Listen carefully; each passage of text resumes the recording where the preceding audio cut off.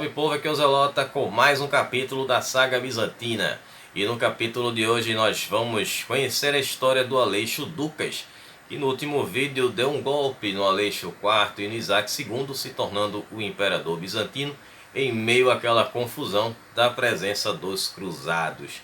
E também vamos ver a participação dele em uma usurpação que aconteceu ainda no reinado do Aleixo III, assim também como muitos outros eventos, como as consequências dessa presença dos cruzados em Constantinopla.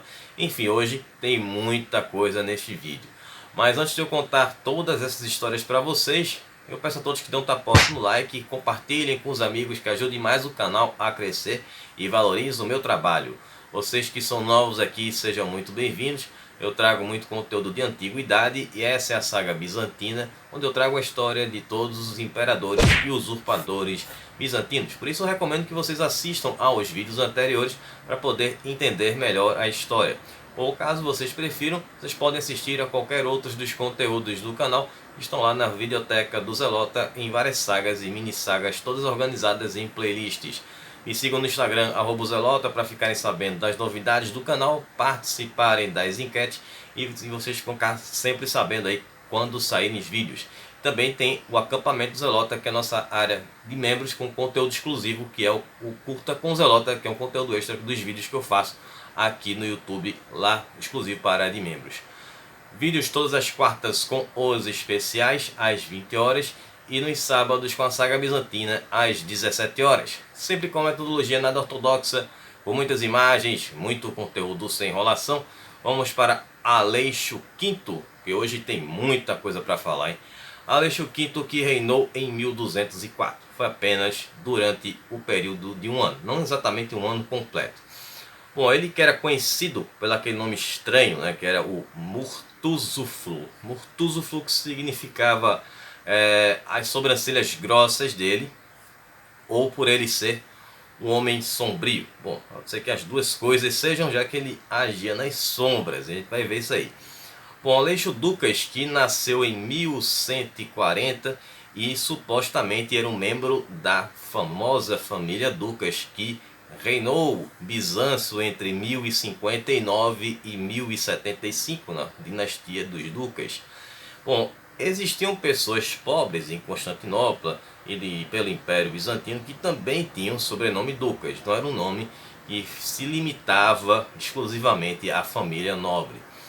Bom, existe também uma alegação de que o Aleixo V era tataraneto do Aleixo I, pela linhagem feminina da família, ou também pode ser por questões de laços matrimoniais, por casamentos, como a gente viu, por exemplo, dentro da própria dinastia dos Ângelos, quase todos eles eram da família Comneno, então era uma extensão da dinastia Comneno. Bom, uma outra teoria é de que o Aleixo era filho de um tal de Isaac Ducas, e então ele seria primo de segundo grau do Aleixo IV, né? Assim dizia uma carta que foi mandada para o Papa Inocêncio III, que alegava que o Aleixo V tinha um parentesco sanguíneo com o Aleixo IV. Então isso confirmava que ele era um pretendente ao trono e que tinha ligação sanguínea com a família que estava reinando Constantinopla. Bom, o Nicetas Coniates, aquele cronista, ele trabalhava na corte bizantina e inclusive ele foi demitido durante o reinado do Aleixo V. Mas apesar disso, inclusive ele tinha um cargo de um nome bem complicado, que era Logoteto de Sacreta, que seria um supervisor de departamentos fiscais. Então, ele não trabalhava como historiador, mas ele registrou ali vários eventos que a gente viu aí nos últimos vídeos. Apesar disso, ele teria relatado a respeito do Aleixo que ele era extremamente inteligente, mas também era muito arrogante e por vezes lascivo. Bom, agora como eu falei, ele era um cara que agia ali nas sombras, então teve uma revolução, uma revolta, né, verdade, uma revolta que aconteceu e foi o golpe em 31 de julho. E esse golpe foi liderado por João Comneno, conhecido como João o Gordo. Então ele realmente era gordo e ele vai dar início ali a uma rebelião que acaba se tornando um golpe contra ainda Aleixo III. Então ele dá um retorno aí, um pouco mais para trás na história. Então quem estava por trás, armando toda essa situação, foi o Aleixo Ducas. O João, como vocês viram pelo sobrenome dele, ele fazia parte da família Comneno, então existia aquela rixa com os Ângelos. E ele também fazia parte da família Achuco, né, que era uma família de origem turca e que veio fazendo parte ali da dinastia Comnena, né, lá atrás, como a gente viu durante o reinado do Aleixo. Bom, o Aleixo Ducas, ele era o cérebro por trás aí dessa revolta, e também ele contava com o apoio de membros da família Comneno, como por exemplo o Davi e o Aleixo, que eram netos do Andrônico Comneno e que no futuro iriam fundar ali o Império de Trezibonda, como a gente viu no vídeo anterior. Bom, o golpe foi apoiado por outras famílias rivais da família Ângelo e pela população, né, que estava insatisfeita com essa má gestão dos Ângelos e com todas aquelas percas territoriais que o Império Bizantino estava passando. Bom, apesar de não ser uma figura conhecida, o João era um cara bem obscuro, ele lidera essa revolta. Os conspiradores, na verdade, eles queriam um cara que fosse digno ali, um Comneno, que pudesse reassumir ali o trono e tirar os Ângelos de lá. E aí os conspiradores, eles conseguem invadir a parte sudeste do palácio de Constantinopla, né, o grande palácio, e a população saqueou essa parte do palácio. Mas como eles conseguiram isso? Porque a guarda varegue, ela não ficava nesta parte do palácio, né, que era a guarda temida que protegia o imperador. A Basílica de Santa Sofia também foi invadida, e lá o João foi coroado por um monge, até porque o patriarca de Constantinopla, que era o João X de Constantinopla, estava escondido em um armário. E aí o saque também contou com mercenários georgianos e também latinos. Bom, com a parte ocidental do palácio, o João conseguiu chegar até lá e sentou-se no trono. E assim que ele se senta no trono, com todo aquele peso dele, ele quebra o trono imperial. E durante o seu reinado, que foi muito rápido, basicamente um dia só de reinado, ele não fez praticamente nada, a não ser indicar ali, dar títulos, né, na corte para amigos próximos. E aí na noite após o saque, a população voltou para casa e no dia seguinte retornaria para continuar com os saques no palácio.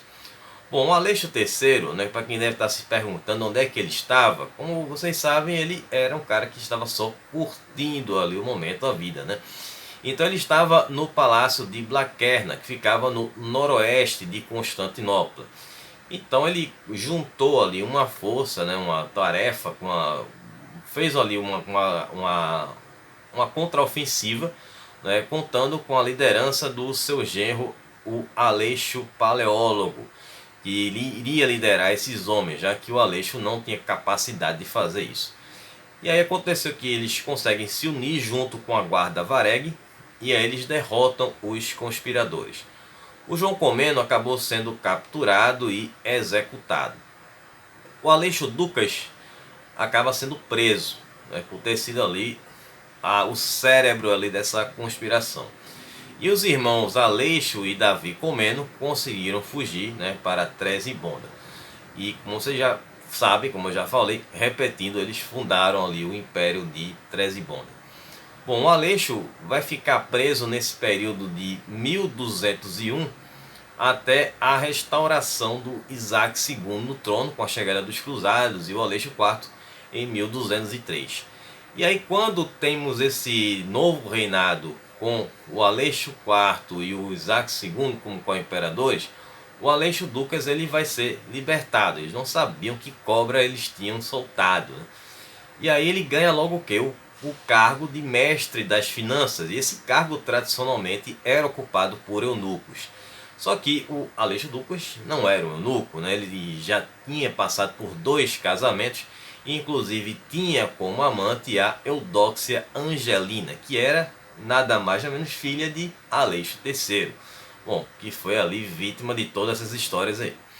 Bom, em meio àquelas tensões, né, da população, as dificuldades dos imperadores Isaac II e Aleixo IV em estabilizar o império, aí começaram ali aquelas confusões, as tensões novamente.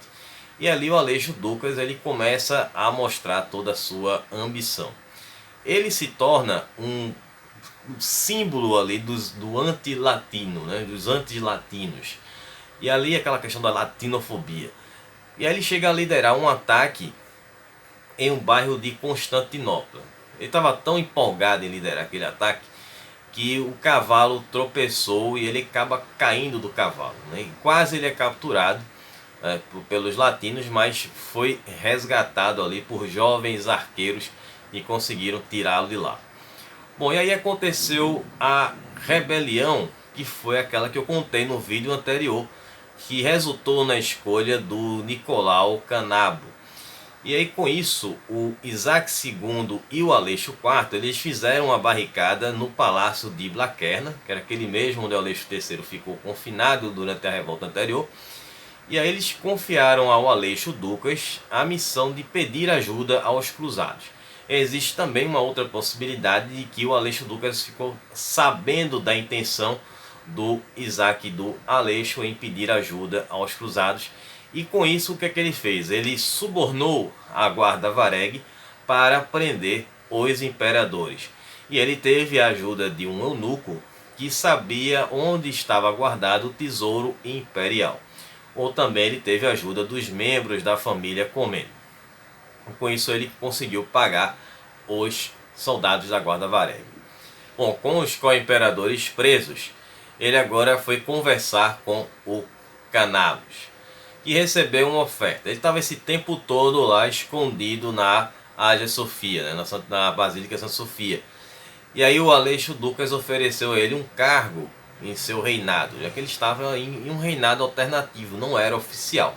Então o Canabus, que não aceitou as duas ofertas, acaba sendo retirado à força de dentro da Basílica de Santa Sofia e é executado nas escadarias da Basílica. Bom, o reinado do Aleixo V.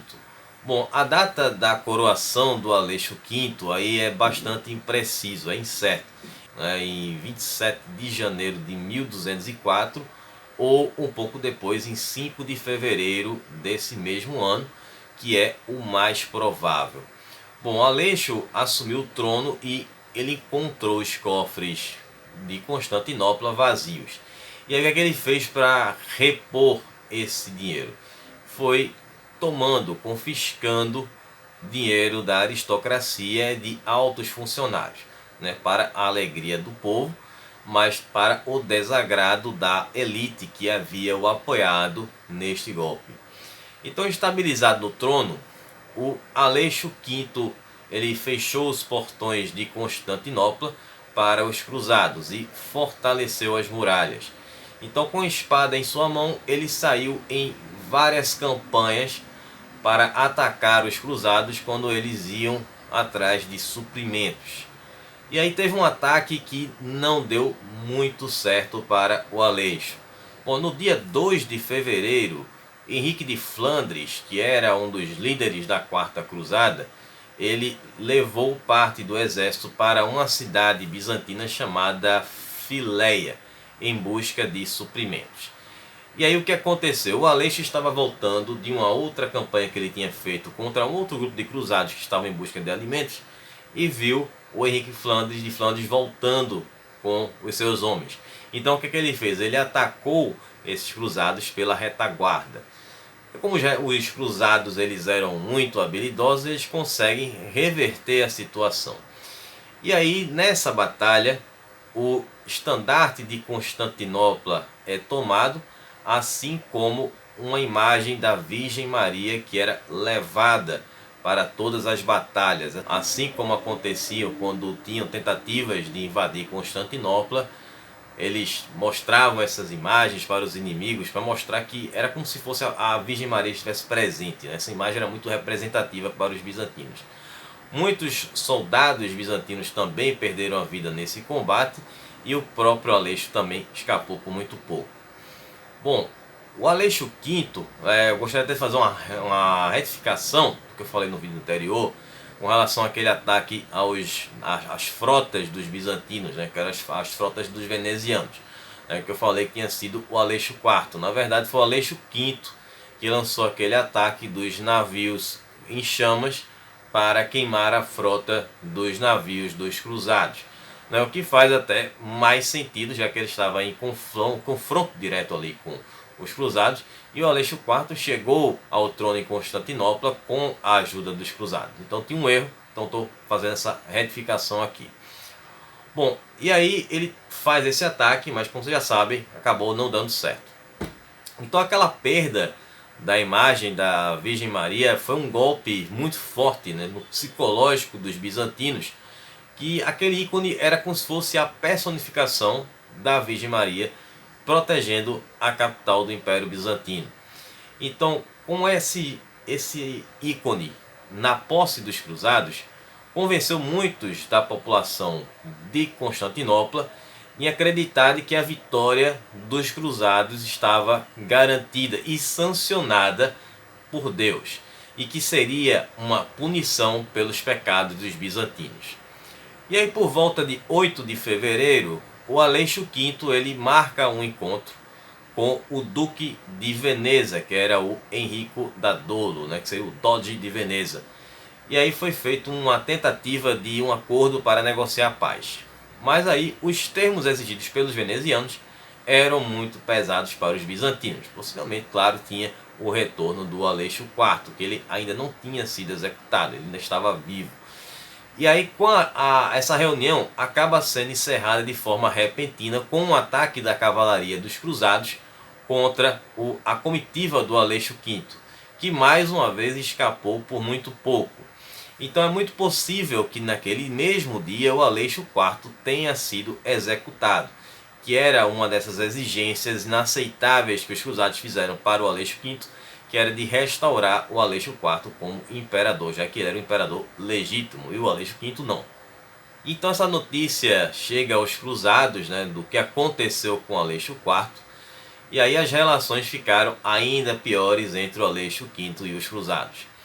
E ainda por cima tivemos a expulsão de todos os latinos que viviam em Constantinopla, o que levou os cruzados a decidirem atacar Constantinopla.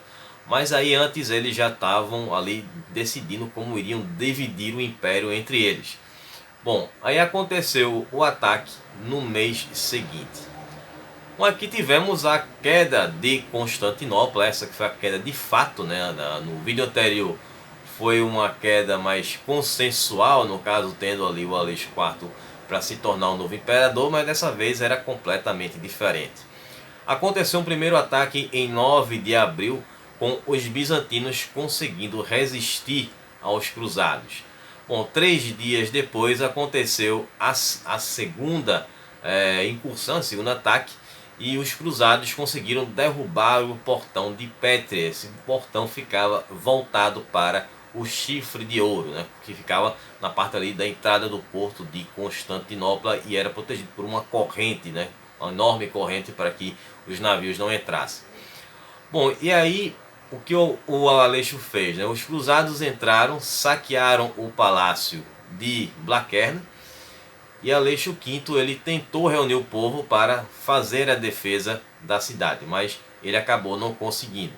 E com isso ele embarca em um barco de pesca em direção à Trácia na noite do dia 12 de abril de 1204, levando com ele a sua amante Eudóxia Angelina e a Eufrosine Camatera, que eram filha e a esposa do Aleixo III, que haviam ficado para trás quando ele fugiu de Constantinopla.